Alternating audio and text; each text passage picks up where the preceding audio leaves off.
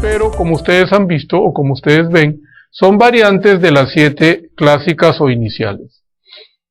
En relación a los factores pronósticos que van a influir en el desarrollo o en el curso de una leucemia mieloide aguda, obviamente es mejor hablar de los factores desfavorables. Por ejemplo, será desfavorable si este cuadro se presenta en una persona mayor de 50 años. ¿Y por qué? Porque la leucemia mieloide aguda tiene como indicación, como única medida de curación, el trasplante de médula ósea.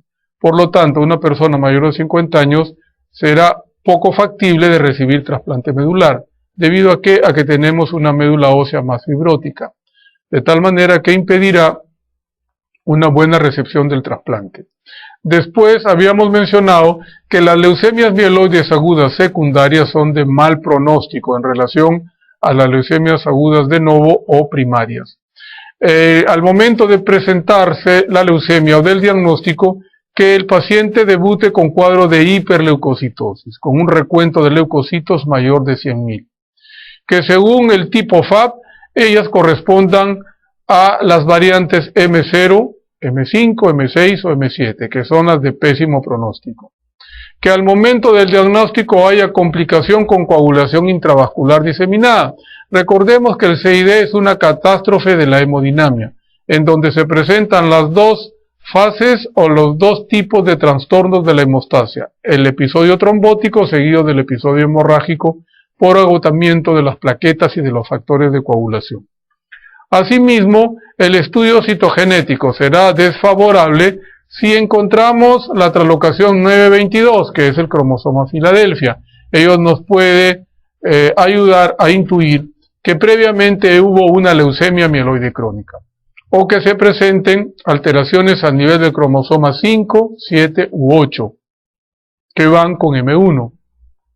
Que los cuerpos de Auer no estén presentes en los blastos o en el citoplasma de los blastos mieloides.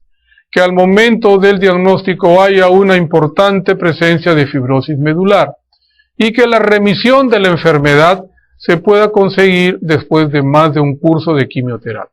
Entonces todos estos datos serán desfavorables en el curso de una leucemia mieloide aguda. El tratamiento de la leucemia mieloide aguda aparentemente es más sencillo y tiene un tiempo de duración más corto, pero también tiene un periodo libre de enfermedad mucho más corto que el caso de la leucemia linfoide aguda. El tratamiento de inducción de la remisión está constituido por la suma de dos medicamentos quimioterápicos.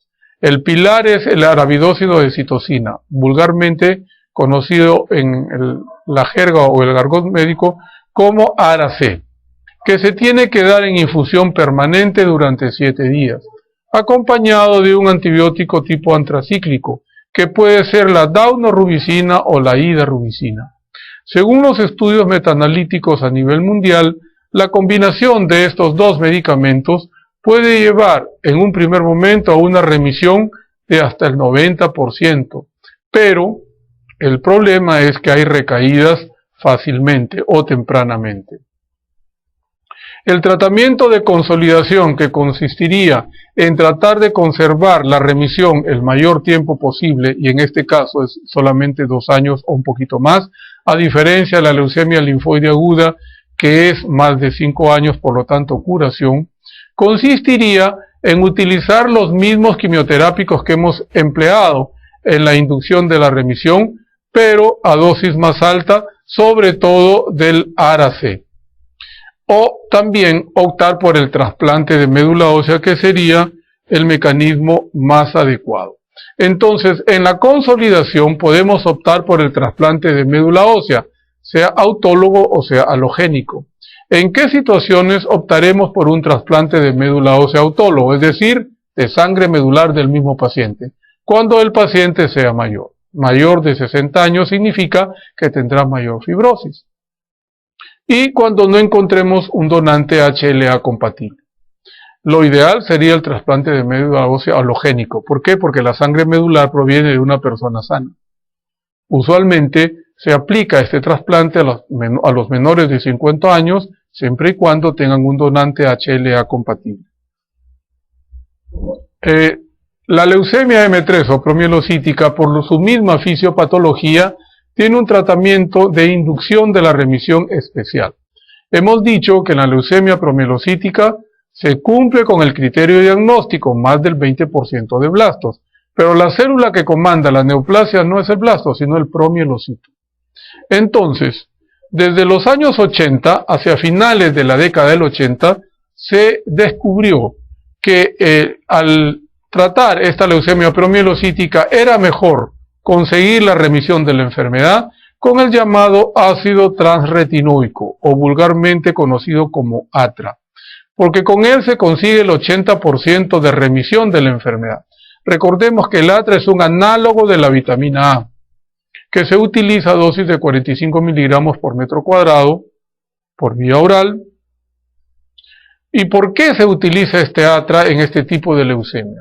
Porque el ácido transretinoico propicia la maduración de las células leucémicas, que son básicamente los promielocitos.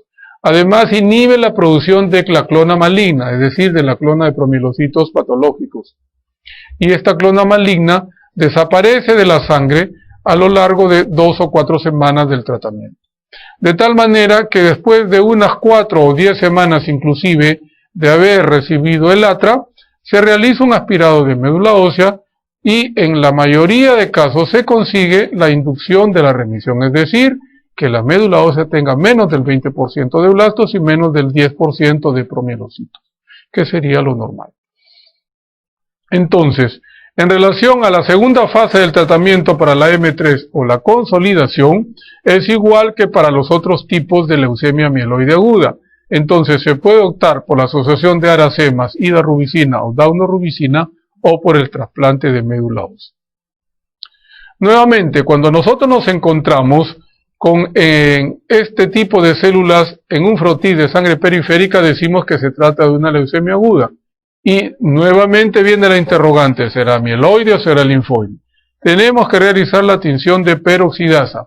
Y al realizar la tinción de peroxidasa, si sale positiva, y ustedes ven que hay dentro del citoplasma de los blastos ese color que puede fluctuar entre negruzco y amarillento como positivo, nos dice que la estirpe de la leucemia es mieloide. Lo mismo sucede acá, con una coloración mucho más intensa a nivel del citoplasma de los blastos.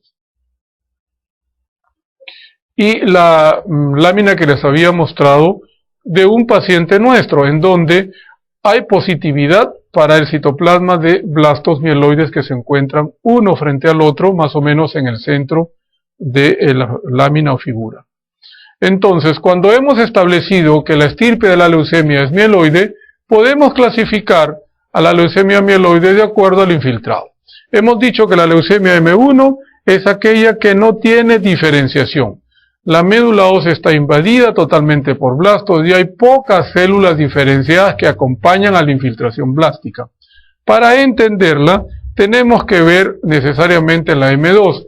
Vean ustedes que en la M2, acompañando a los blastos mieloides que se encuentran en el centro, vamos a encontrar sobre todo a nivel de los bordes de esta diapositiva células maduras. Tenemos, por ejemplo, un segmentado más o menos a la 1 de la tarde, una célula plasmática a las 3, tenemos presencia de glóbulos rojos nucleados como a las 8 y las 9, promielocitos y mielocitos más o menos entre las 11 y las 12, y exactamente a las 12 tenemos un glóbulo rojo nucleado. Por lo tanto, hay diferenciación.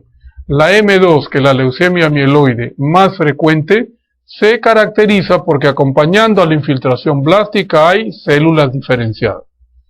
Habíamos mencionado que las varillas de Auer son esas estructuras que parecen como una especie de arañazo que están en el citoplasma de los blastos.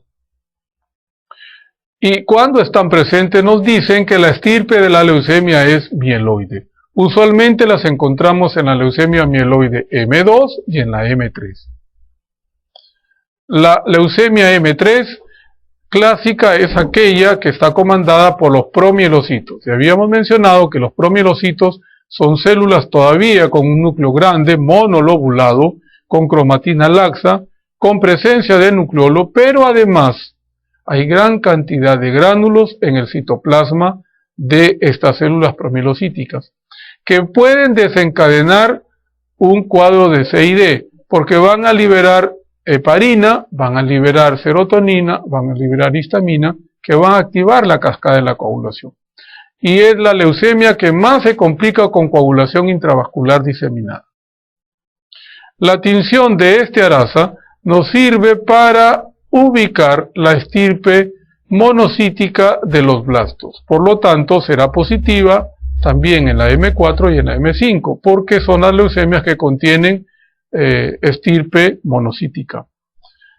La M4 se caracteriza porque hay dos tipos de blastos mieloides y los blastos monocíticos. Los blastos monocíticos los reconocemos porque a nivel de su núcleo presentan una hendidura o escotadura, como se ve en el centro de la diapositiva.